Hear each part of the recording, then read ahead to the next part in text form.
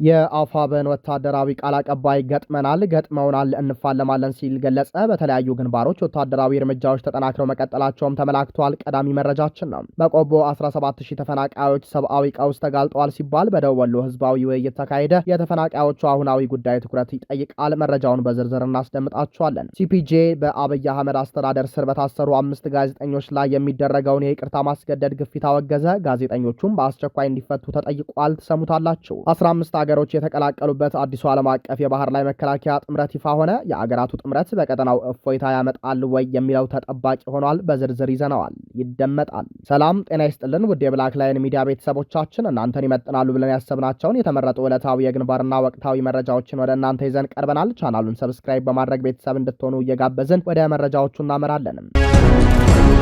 የአፋብኃይል ወታደራዊ ቃል አቀባይ ሻለቃ አበበ ሙላቱ ገጥመውናል እንፋለማለን ሲል ገለጸ። በተለያዩ ግንባሮች ወታደራዊ እርምጃዎችም ተጠናክረው መቀጠላቸው ተመላክቷል። የአማራ ፋኖ ብሔራዊ ንቅናቄ ወታደራዊ ቃል አቀባይ ሻለቃ አበበ ሙላቱ በአሁኑ ወቅት በሁሉም እዞችና ቀጠናዎች የሚገኙ የፋኖ ኮሮችና ክፍለ ጦሮች የወታደራዊ ስልት ለውጥ በማድረግ የአገዛዙ ኃይሎችን መግቢያና መውጫ በማሳጣት ላይ መሆናቸውን ገልጿል። ሻለቃ አበበ በነሐሴ 5 ጀምሮ በተለያዩ ግንባሮች የተደረጉት ወታደራዊ እንቅስቃሴዎችን በዝርዝር አቅርበዋል። በጎንደር ጠቅላይ ግዛት በበላይ እዝ በመገጭ ግድብ ዙሪያ ዳግማዊ ቴዎድሮስ 5ኛ ኮር ጎንደር የበጋሻው ክፍለ ጦር ከአጼ ፋሲለደስ ከቃኛውና ከቴዎድሮስ ብርጌዶች የተውጣጡ አመራሮችና አባላት ነሐሴ 5 ቀን 2018 ዓ.ም ከቀኑ 11 ሰዓት ጀምሮ በመገጭ ግድብ ዙሪያ በሰፈረው የአገዛዙ ኃይል ላይ የተቀናጀ ጥቃት ፈጽመው ባለድል መሆናቸውን ሻለቃ አዛዡ ገልጸዋል። በዚህ ጥቃት 5 የአገዛዙ ታጣቂዎች የሞቱ ሲሆን ከ10 በላይ የሚሆኑት ደግሞ ቀላልና ከባድ ቁስለኛ ሆነዋል። በጋና ዮሐንስ ቀበሌ 202ኛ ኮር በጌመደር ክፍለ ጦር አይሸሽም ዮሐንስ ብርጌድና ቃኝ ሻለቃ በመጣመር ጥቃት ያደረሱ ሲሆን የአገዛዙ ኃይል ከላይ አርማጮ ወረዳ ቆላ ሮቤት ከተማ ተነስቶ ወደ ጋና ዮሐንስ ቀበሌ ሲንቀሳቀስ የፋኖ አባላት እንቅስቃሴውን አስቀድመው በማንበብ አደገኛ የደፈጣ ጥቃት ሰንዝረውበታል። በዚህ ጥቃት 31 የስርዓቱ አድማ ብተናና የሰራዊቱ አባላት መሞታቸውና መቁሰላቸው ተረጋግጧል። 5 ክላሽንኮቭ፣ 2 የቃታ መሳሪያዎች፣ 5 ስልኮችና በርካታ የወገብ ትጥቆች ከነተተኳሾቻቸው በፋኖ እጅ ገብተዋል። ሻለቃ አበበ ሙላቱ አክለው እንዳረጋገጡት የአገዛዙ ሰራዊት አባላትና ፖለቲካዊ አመራሮች የስርዓቱን አካሄድና በንጹሃን ላይ የሚፈጸመውን በደል በመቃወም በየእዞቹ ስር ወደሚገኙ የፋኖ ክፍሎች በስፋት እየተቀላቀሉ ይገኛሉ። የአገዛዙ ሰራዊት በራሱ ጊዜ እየከዳ ይገኛል። የስርዓቱን ጭካኔና በንጹሃን ላይ የሚያደርሰውን ውድመት በመቃወም በርካቶች ትጥቃቸውን ይዘው ወደ ህዝባቸውና ወደ ፋኖ ብሔራዊ ንቅናቄ እየገቡ ነው ብለዋል ሻለቃ አበበ ሙላቱ። የስርዓቱ የፖለቲካና ወታደራዊ አመራሮች ከፍተኛ ፍርሃትና ጭንቅ ውስጥ ናቸው ያለው አርበኛው የስርዓቱ ከፍተኛ የወታደራዊና የፖለቲካ አመራሮች እንደነ ጀነራል ባጫ ደበሌን ጨምሮ በየሚዲያው የሚሰጡት መግለጫና የሚያካሂዱት የፕሮፓጋንዳ ዘመቻ ከበስተጀርባው ያለውን ከፍተኛ የስነ ልቦና ውድቀትና ፍርሃት የሚያሳይ ነው ብለዋል። የዞንና የወረዳ የአገዛዙ ካቢኔዎች ቢሮዎቻቸውን እየተዉ ወደ ክልልና ፌዴራል ከተሞች በመሸሽ ላይ መሆናቸውንና ምሽግ በመቆፈር ላይ እንደሚገኙም ገልጸዋል። ፋኖ የህዝብ መሰረት ያለውና የሁሉም ብሔር ብሔረሰቦች መብትን ለማስከበር የሚታገል በመሆኑም የአገዛዙ አቅም የላቸውም ወይም ሀገር አፍራሽ ናቸው የሚል ክስ ሚዛን እንደማይደፋና የውሸት ፕሮፓጋንዳ እንደሆነ ተናግረዋል። ንቅናቄው የተጀመረውን የነጻነት ትግል አጠናክሮ በመቀጠል በቅርብ ጊዜ ውስጥ በሁሉም አቅጣጫ አገዛዙን በማስወገድ ህዝባዊ ፍላጎትን የሚያረጋግጥ ውጤት እንደሚያስመዘግብ ቃል አቀባዩ አረጋግጠዋል። በቆቦ 17000 ተፈናቃዮች ሰብአዊ ቀውስ ተጋልጠዋል ሲባል በደቡብ ወሎ ህዝባዊ ውይይት ተካሄደ። በአሁኑ ወቅት በራያ በቆቦና በደቡብ ወሎ ዞኖች አሳሳቢ የሰብአዊና የማህበራዊ ፖለቲካዊ ኩነቶች እየተከሰቱ ናቸው። በአንድ በኩል ከራያ የተለያዩ ወረዳዎች በግፍና በጸጥታ ስጋት ምክንያት የተፈናቀሉ በ10 ሺዎች የሚቆጠሩ ወገኖች በቆቦ ከተማ አጣዳፊ የሰብአዊ እርዳታ አጥተው በከፍተኛ ስቃይ ላይ የሚገኙ ሲሆን፣ በሌላ በኩል ደግሞ በደቡብ ወሎ ዞን ጉሽ ሜዳ ቀበሌ ከአካባቢው ህዝብ ጋር ወቅታዊ ጉዳዮች ላይ ሰፊ ውይይት ተካሂዷል። በራያ ወሎ አካባቢዎች ካለው ውጥረት፣ የኃይል ፍጥጫ፣ የድሮን ጥቃትና እስራት በመሸሽ ወደ ቆቦ ከተማ የገቡ ከ17000 በላይ አማራ ተፈናቃዮች በከባድ አደጋ ውስጥ ይገኛሉ። ከ2 ዓመት በፊት አካባቢው በኃይል በተያዘበት ጊዜ ጀምሮ ከ100,000 በላይ የሚሆኑ ነዋሪዎች ተፈናቅለው በቆቦ መጠለያ ካምፖችና በየግለሰቡ ቤት በጥገኝነት ሲኖሩ የቆዩ ሲሆን ከሰሞኑ ከተከሰተው አዲስ የጸጥታ ስጋት ጋር ተያይዞ ተጨማሪ ዜጎች ተፈናቅለው ወደ ስፍራው ተቀላቅለዋል። ከ2 ወራት በፊት በካምፖቹ ለሚገኙ ተፈናቃዮች ሰብአዊ ድጋፍ ያደርጉ የነበሩ የእርዳታ ድርጅቶችም በአካባቢው ባለው አለመረጋጋት ምክንያት ስራቸውን አቋርጠው ለቀው ወጥተዋል። የደጋፊ አካላት መውጣታቸውን ተከትሎ ተፈናቃዮቹ አጣዳፊ የምግብና የመድኃኒት እጥረት አጋጥሟቸዋል። ህጻናት፣ እናቶችና አረጋውያንን ጨምሮ በርካታ ተፈናቃዮች በረሃብና በህመም አደጋ ውስጥ እንደሚገኙ ከስፍራው የተገኙ መረጃዎች ያመለክታሉ። የቆቦ መጠለያ ካምፕ ተፈናቃዮች ህይወታቸውን ለማዳን የሰብአዊ መብትና የእርዳታ ድርጅቶች አስቸኳይ ድጋፍ እንዲያደርጉላቸው በመጸለይ ላይ ናቸው። በሌላ ዜና ዛሬ ነሐሴ 8 ቀን 2018 ዓ.ም በደቡብ ወሎ ዞን ጉሽ ሜዳ ቀበሌ ከፍተኛ ቁጥር ያለው የአካባቢው ህዝብ በተገኘበት ሰፊ ህዝባዊ ህዝባዊ ስብሰባ ተካሂዷል። በመድረኩ ላይ የሚኒልክ እዝ ከፍተኛ አመራሮች፣ የትምህርትና ስልጠና መምሪያ ምክትል ኃላፊ፣ የህዝብ አስተዳደር መምሪያ ኃላፊ እንዲሁም የ11ኛ ኮር ፖለቲካ ዘርፍ ኃላፊና የሲቪል መዋቅር አመራሮች ተገኝተው ከህዝቡ ጋር ተወያይተዋል። በውይይቱ ወቅት የህዝቡ አቀራረብና ተሳትፎ ከፍተኛ እንደነበር የተገለጸ ሲሆን በርካታ የህብረተሰብ ክፍሎች በነቃ ሁኔታ ሀሳባቸውን አቅርበዋል። እስካሁን ድረስ በእንደዚህ አይነት መንገድ ግንዛቤ ተፈጥሮልን አያውቅም ያሉት ተሳታፊዎችም ቀደም ሲል የነበረው አሰራር የተበታተነ ነበር። የአሁኑ መዋቅር ግን የተስተካከለ የመሪነት ቁመናና ፖለቲካውን በቅጡ የተረዳ አመራር ያለው በመሆኑ አፋብን መድኃኒታችንና መዳኛችን ነው ሲሉ የመድረኩ ተሳታፊዎች አረጋግጠዋል።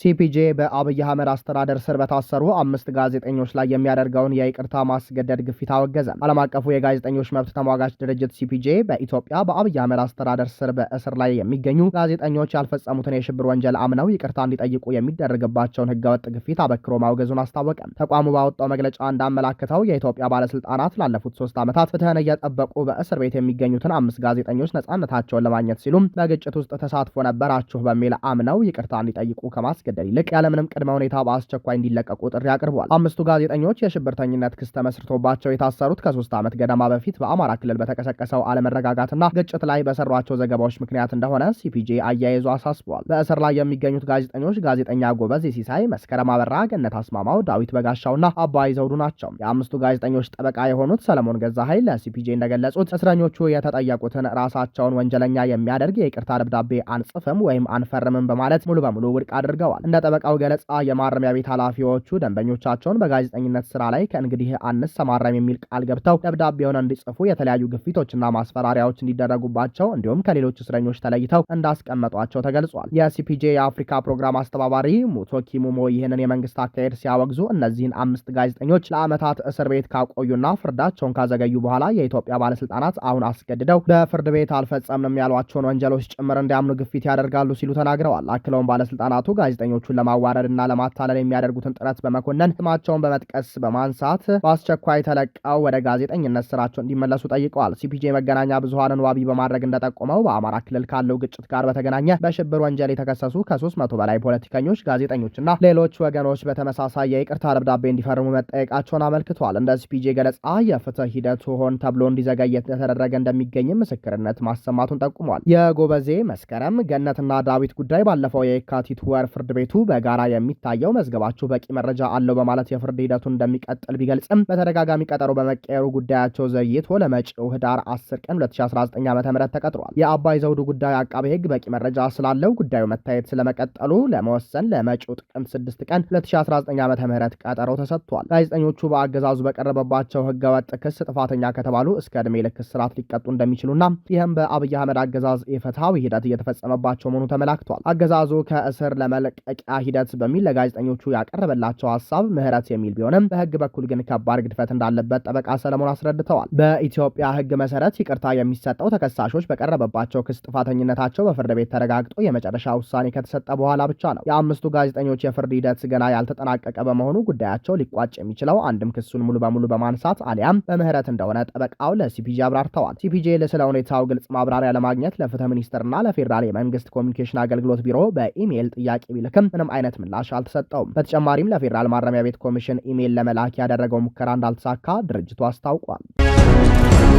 15 ሀገሮች የተቀላቀሉበት አዲሱ ዓለም አቀፍ የባህር ላይ መከላከያ ጥምረት ይፋ ሆነ። በዓለም አቀፍ የንግድ መስመሮችና በስትራቴጂካዊ የውሃ አካላት ላይ የሚታየውን የስጋት ደረጃ ለመቀነስና የባህር ላይ ደህንነትን ለማስከበር ያለመ አዲስ ዓለም አቀፍ የባህር ላይ መከላከያ ጥምረት ወደ ተግባራዊ እንቅስቃሴ መሻገሩ ገለጸ። የሳውዲ አረቢያ መከላከያ ሚኒስትር ባወጣው መግለጫ የጥምረቱን መስራች ሰነድ የፈረሙ ሀገሮች ቁጥር 15 መድረሱን አስታውቋል። እንደ ሚኒስትሩ መግለጫ ከሆነ ከእነዚህ 15 ሀገሮች መካከል 13ቱ አስፈላጊ የሆኑም ብሔራዊ የህግና የአሰራር ሂደቶችን በማጠናቀቅ የጥምረቱን ቻርተር ፈርመው በይፋ አባልነታቸውን አረጋግጠዋል። የተቀሩት 2 ሀገሮች ደግሞ አባልነታቸውን ለማጽደቅ የሚያስፈልጉ የየሀገራቸውን የውስጥ ሂደቶች በማጠናቀቅ ላይ ይገኛሉ። ይህ ይፋዊ መግለጫ የወጣው በሳውዲ አረቢያ የባህር ዳርቻ ከተማ ጅዳ በተካሄደው የጥምረቱ እቅድ አውጪዎች 3ኛ ዙር ስብሰባ ማጠቃለያ ላይ ነው። በሳውዲ አረቢያ መሪነት የተመሰረተው ይህ ባለብዙ ሀገር የባህር መከላከያ ጥምረት ምስራቃዊቷ የእስያ ሀገር ፓኪስታንን በምክትል መሪነት ያቀፈ ነው። የጥምረቱ መመስረት ለመጀመሪያ ጊዜ ይፋ የተደረገው በተጠናቀቀው የሐምሌ ወር መጨረሻ ቀን ሲሆን ዋና ዓላማውም የባብኤል ማንደ ማንዳብ ወሽመጥ፣ የቀይ ባህርና የኤደን ባለሰጣጥ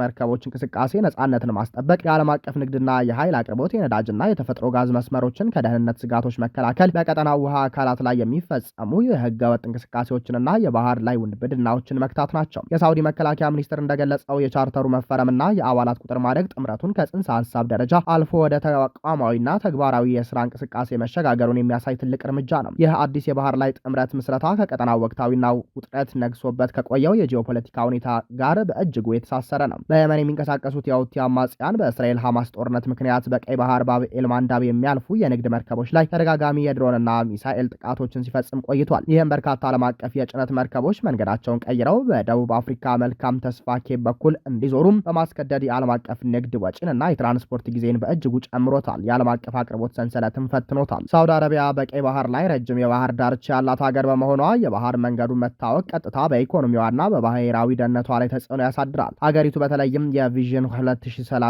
ግዙፍ የመሰረተ ልማት ፕሮጀክቷን በቀይ ባህር ዳርቻ የምትገነባ በመሆኗ የአካባቢው ሰላምና መረጋጋት የኢኮኖሚ ህልውና ወሳኝ ነው። ስለሆነም ሳውዲ አረቢያ ከምዕራባውያን ጥገኝነት ወጥታ አህጉራዊና ቀጠናዊ ኃይሎችን ያቀፈ የራሷን ጥምረት መምራት የቀጠናውን የደህንነት ባለቤት ለመሆን የምታደርገው ጥረት ያሳያል። ፓኪስታን በጥምረቱ ውስጥ የምክትል መሪነት ቦታ መያዟ የጥምረቱን አቅም የሚያጠናክር ከመሆኑም በላይ ጥምረቱ ከቅርብ የአረብ ሀገራት ባሻገር የእስያና የህንድ ውቅያኖስ ደህንነትን ከማስጠበቅ ፍላጎት ጋር መጋጠሙን ያመላክታል ተብሎለታል። በአሁኑ ወቅት በቀይ ባህርና በአደገኛ የውሃ አካላት ላይ የተለያዩ የባህር ጥምረቶች ይንቀሳቀሳሉ። ከእነዚህም መካከል በአሜሪካ የሚመራው ኦፕሬሽን ፕሮፔርቲ ጋርደን እና በአውሮፓ ህብረት የሚመራው ኦፕሬሽን ስፔድስ ይገኙበታል። የሳውዲ አረቢያ አዲስ ጥምረት ግን የቀጠናውን ሀገራትና አጋሮቻቸውን በቀጥታ ያቀፈ በመሆኑም በቀጠናው አስተማማኝና ዘላቂ የደህንነት መዋቅር ለመገንባት የተደረገ አዲስ ምዕራፍ ተደርጎ ተወስዷል። ይህ ስምምነት ወደ ተግባር መሸጋገሩ በቀይ ባህር አካባቢ የሚታየውን የጸጥታ ስጋት ለመቀነስና የዓለም አቀፍ ንግድ ፍሰትን ወደ ነበረበት መደበኛ ሁኔታ ለመመለስ ትልቅ አስተዋጽኦ ይኖራል ተብሎ ይበየናል። ሆኖም ጥምረቱ በቀጠናው ከሚንቀሳቀሱ ሌሎች ዓለም አቀፍ ኃይሎች ጋር እንዴት ተቀዳጅቶ እንደሚሰራና የሁቲዎችን ጥቃት በዘላቂነት ከመክታት አንጻር የሚያሳየው ውጤት ወደፊት የሚታይ ይሆናል። ክቡራንና ክቡራት አድማጭ ተመልካቾቻችን ለሰዓቱ የነበረን የዜናና የመረጃ ስርጭታችን ይህንን ይመስል ነበር። ቻናሉን ሰብስክራይብ በማድረግ ቤተሰብ እንድትሆኑ ጋበዝን። ጤና ይስጥልንም።